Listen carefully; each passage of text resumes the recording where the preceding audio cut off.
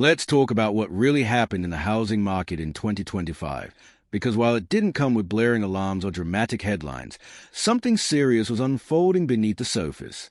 For many homeowners, 2025 turned out to be a brutal year. Foreclosures surged, and banks began taking back homes at a pace that hasn't been seen in years, close enough that it started to feel uncomfortably familiar to 2008. This wasn't a sudden crash. It was a slow, grinding breakdown that most people didn't notice until the numbers were impossible to ignore. Foreclosure filings rose by 14% compared to the year before. That means, in just 1 year, tens of thousands more families found themselves at risk of losing their homes. In total, more than 367,000 properties entered some stage of foreclosure during 2025. Now, not every one of those homes ended up fully repossessed by lenders.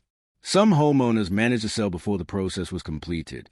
Others opted for short sales, and in some cases, investors stepped in, paying off the debt and allowing homeowners to walk away without equity, but at least without a foreclosure permanently damaging their financial record.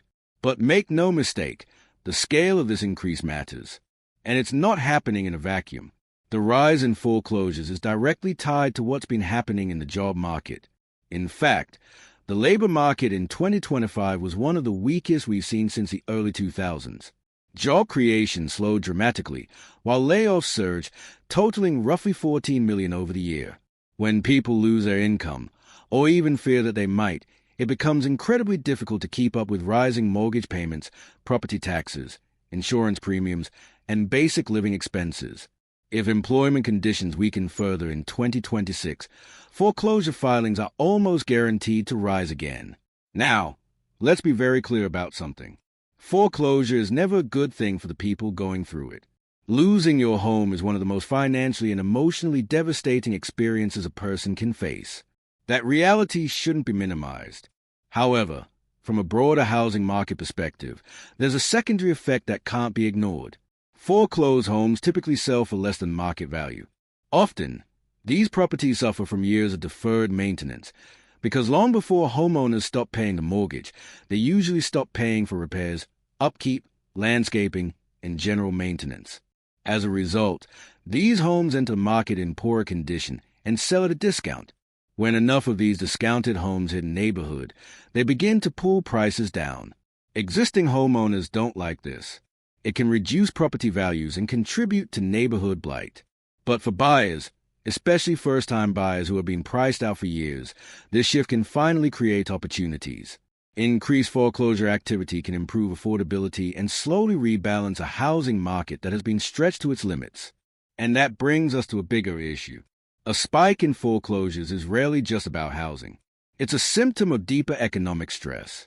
Rising property taxes, soaring insurance costs, and higher everyday expenses have made homeownership harder to sustain. When households fall behind, they don't just cut back on housing costs. They cut back everywhere. They stop going out to eat. They cancel vacations. They spend less during the holidays. That reduced spending ripples through the entire economy. Some states are being hit especially hard. Florida sits at the top of the list, with roughly 1 in every 230 homes entering foreclosure last year. Delaware, South Carolina, Illinois, and Nevada followed closely behind. What's important to understand here is that this crisis isn't limited to struggling housing markets. Some of these states are still seeing rising home prices. That tells us something critical. Financial distress doesn't discriminate based on location or home values. This is far more about income, employment stability, and affordability than it is about real estate appreciation. Data firms like Atom describe this trend as a normalization of the housing market, and on some level, they are right. During the pandemic, foreclosure was effectively paused.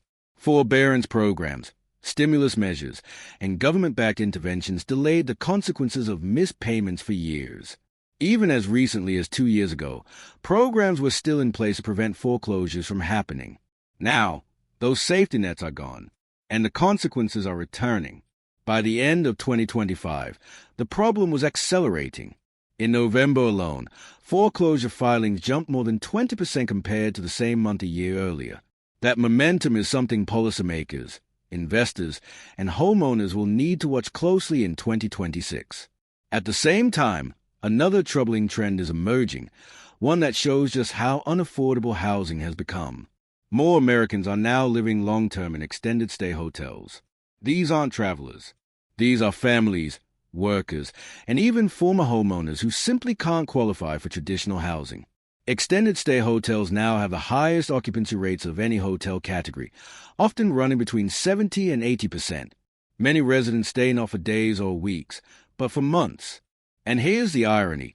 Living in an extended-stay hotel often costs more than renting an apartment. Monthly expenses can range from $2,700 to $3,600, sometimes without full kitchens, tenant protections, or long-term stability. People choose this option not because it's cheaper, but because they don't have another choice. Credit issues, high deposits, prior evictions, or recent foreclosures shut them out of the rental market entirely. This trend is especially visible in states like California and Florida, where thousands of families now list hotel addresses as their primary residence, often flying under the radar of homelessness statistics. Another major force shaping the housing market is inheritance. As baby boomers age, trillions of dollars in wealth are expected to transfer to younger generations. But most of that wealth isn't cash, it's housing. And while inheriting a home sounds like a blessing, it often comes with serious financial challenges. Homes aren't liquid.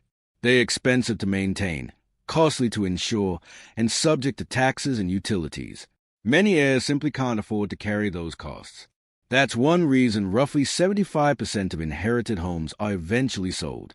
Add in probate delays, family disputes, emotional attachment, and a lack of estate planning, and the process becomes even more complicated.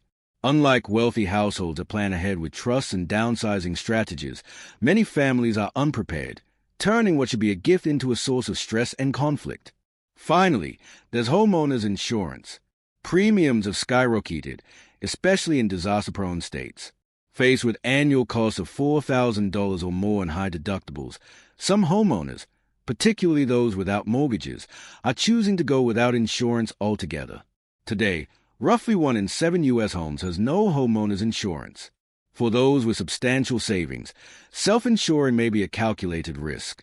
But for many others, it's a gamble driven by necessity, not choice. When you step back and look at the full picture, the story becomes clear.